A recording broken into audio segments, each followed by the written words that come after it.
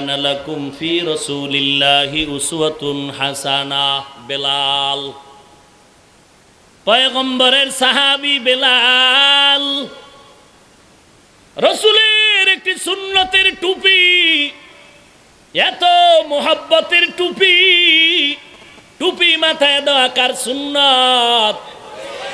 আরো জোরে বলেন। এরে বান্দা, কেন প্রশ্ন করো কালাটা দিব নাকি লাল না সাদা, লম্বা নাকি গোল না পাঁচ কল্লি না কল্লি সারা? বান্দা আগে টুপি মাথায় ঢুকা, তারপরে দলিল খুঁজবি। টুপি মাথায় না দিয়ে আগে দলিল খুঁজলে কানের পর্দা গরম করে দেয়া হবে।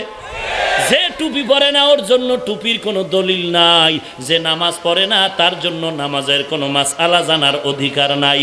যেই বান্দা নামাজ পড়ে না ও যদি প্রশ্ন করে নাভিতে হাত বাঁধবো নাকি মাথায় নাকি হাঁটুর গোড়ায়, বান্দা আগে নামাজ পড়, এরপরে প্রশ্ন করবি হাঁটুতে না মাথায়। নামাজ না পড়িয়া প্রশ্ন করার অধিকার না। নামাজের খবর নাই, হে প্রশ্ন করে কি হাত হাঁটুতে লাগামু না মাথার তালুত বাইন্দে বয়ে থাকো? ভাইরা আমার, আমগো এই সিফার ভিতরে এই গ্যাঞ্জাম ঢুকে নাই। হ্যাঁ, কি পাওয়া! জোরে আলহামদুলিল্লাহর পরে আমিন বইলা ভাবতেছে যে আমার নামাজে কবুল হয়ে গেছে। হ্যাঁ, কি এক ভাব! একজনে ফুললে তিনজন হয়ে গেছে। আমিন কইছে, কেউ বাধা দেয় নাই, নামাজের ভিতরে একেবারে ফুলতেই আছে। নামাজের পরে যেই ভাবসাব, সালাম নাই কালাম নাই, একেবারে খুব রুকু সেজদা টাইট, জুতা দুইটা লয়ে একেবারে সোজা বেরোয় যাইতেছে, ডাইনে বামে তাকায় না। মানে একটা কবুলিয়াত নামাজ পড়ছে তো, জোরে আমিন কইছে এই পুঁজি, খালি আমিন জোরে কইছে। ওরে আলহামদুলিল্লাহ জিগাইলে 13টা ভুল পড়ো। কথা ঠিক কিনা বলো? আরে ভাই, মানুষ দেখলে বোঝা যায় না? একজনে তেঁতুল খায়, ভাই টক না ঝাল? ভাই ঠোঁটের মিসকলে বুঝো না? তেঁতুল খাইলে তো ঠোঁটেই আঁকা বাঁকায় বোঝা যায় এটা মিষ্টি না টক, বোঝা যায় না? হ্যাঁ, তোমার চলাফেরার ভাবসাবে তো বোঝা যায় তুমি কোন দরবার শরীফের কুতুব, বোঝা যায় না? গায়ের জোরে মাস্তানি করা যায়, বেয়াদবি করা যায়, ইসলাম পালন করা যায় না। আল্লাহ আপনি আমাদের হেদায়াত দান করুন। বেলাল, টুপির সুন্নতের এত মুহাব্বত, গোসলের মধ্যে বেলাল চলে গেলেন, টুপিও মাথার থেকে ফালায় না, হাত দিয়া চেপে ধরে গোসলে পানির ভেতরে নামে। কিরে বেলাল, এমন কষ্ট করো কেন? বলে নবীর সুন্নত আলাদা হতে দিব না। খালিদ বিন ওয়ালিদ বাদশার দাওয়াতে চলে গেলেন, বাদশার দাওয়াতে গিয়ে শুনতেছে, তাকায় দেখে চেয়ার টেবিলে খানার আয়োজন। খালিদ হুঙ্কার দিয়া বলে, মদিনার নবীর সুন্নত সমতল জমিনে খানার আয়োজন করো, চেয়ার টেবিল না, এটা নবীর সুন্নত তরিকা না। প্রাসাদের লোকেরা বলে, রে খালেদ, নবীর সুন্নত এখানে বললে সমাজ রক্ষা হবে না, বাদশার পজিশন ঠিক থাকবে না। খালেদ হুঙ্কার দিয়া বলে, যেই সমাজে রসুলের সুন্নত নাই এটা সমাজ হতে পারে না। আমনে জিগাইলি, ভাই আপনি খানা খাইলেন নিচে বয়া দস্তারখানে? কয় হুজুরে পরিবেশ নাই। তো আমি হাফিজুর রহমান রে তো ঠিকই পরিবেশ তৈরি করে দিছে। কথা কন না কেন? দেয় না? অনেক জায়গায় দাওয়াতে খাইলে দেয় না? জানে আমি এই সুন্নত ছাড়া খাবো না, তা আমার জন্য আলাদা ব্যবস্থা, দস্তারখান সব দিয়া দিছে না? দোষ বাড়িওয়ালার দেন কা? আপনার যে অ্যালার্জি এটা কইতে পারেন না? বাড়িওয়ালার কি দোষ? 3 বেলা ভাত খাইতে পারে না, বিয়ে গেট লাগায় 13টা, বাপের নাম নাই, সানগাজির বেয়াই। আফসুস, আল্লাহ হেদায়াত দান করুন। খালেদ ধমক দিয়া বললেন, নবীর সুন্নাত আর যদি আমার মুসলমান ভাইরে কি ও টুপি কই সুন্নত, তোর বাপের সুন্নত, তুই যে বাঁকা ঠোঁট দিয়ে গেলি সুন্নত বলেন অনেকে, মনে হয় এটা বাবার সুন্নত, পড়লে পড়লাম না পড়লে নেই। ভাইরা আমার,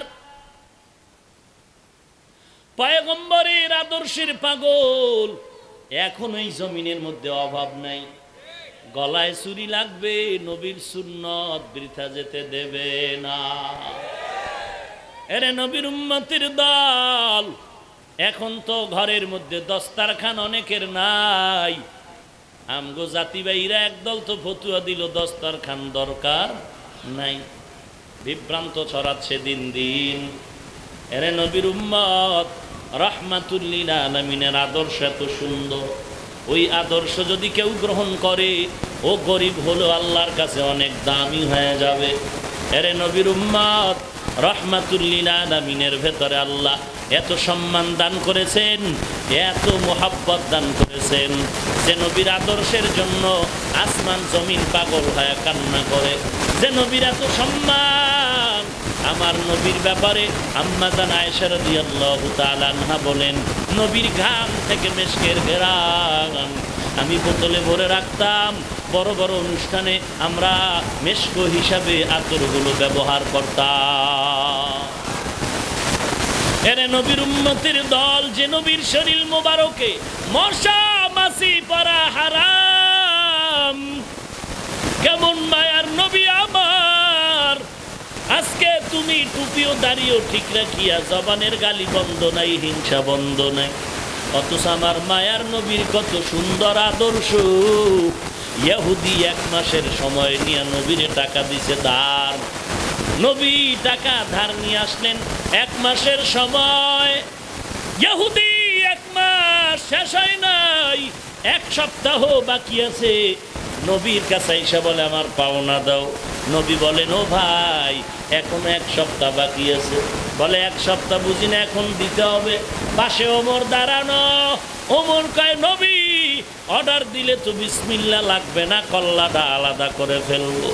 ওমরের নবী ডাক দিয়ে কয় রে ওমর, কল্লা আলাদা করা বাহাদুরি না, বরং এর পাওনা দেওয়াটাই হলো বাহাদুরি। ও ওমর, মেজাজ গরম করা যাবে না, বাহাদুরি করতে জানলেই করা যায় না।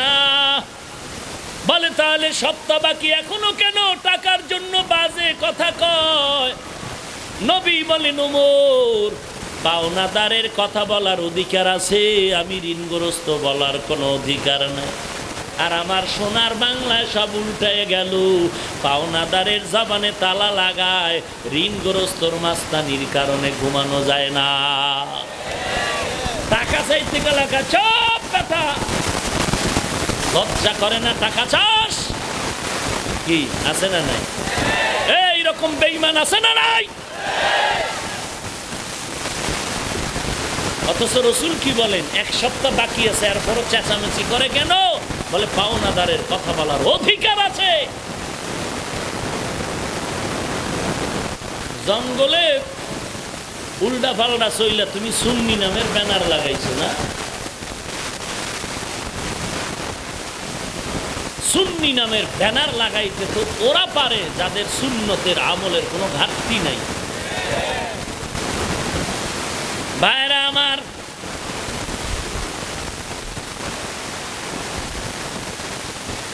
আল্লাহ পাক রব্বুল আলামিন মায়ার নবী কেমন আদর্শ দান করেছেন। ওমর নবীর কথা শুনে দৌড়ায় গেলেন, কোথা থেকে জানি পাওনা নিয়ে হাজির হয়ে পাওনাটা হাতে দিয়া দিলেন। এহুদি যাও। এহুদির মনটা ঠাস করে নরম হয়ে গেল। ইহুদি চিল্লায় বলেন ও পয়গম্বর, আমি আসলে আমার পাওনা নিতে আসি নাই, আমি আসলাম আপনাকে একটু পরীক্ষা করার জন্য। আপনার বিনয়ী আদব দেখে আমার কলিজা ঠান্ডা হয়ে গেল। এত বাজে কথা বলার পরেও আপনি কোনো কথার জবাব দিলেন না। আপনার পাশের বন্ধু উত্তর দিতে গিয়ে আপনি তারে ধমক দিলেন। এই যদি হয় আপনার এত সুন্দর আদর্শ, আমাকে আপনি মাফ করে দেন, কালেমার পতাকা গলায় লাগায় দেন। নবীর আদর্শ কই আর আমরা কই? ভাইরা আমার, আবু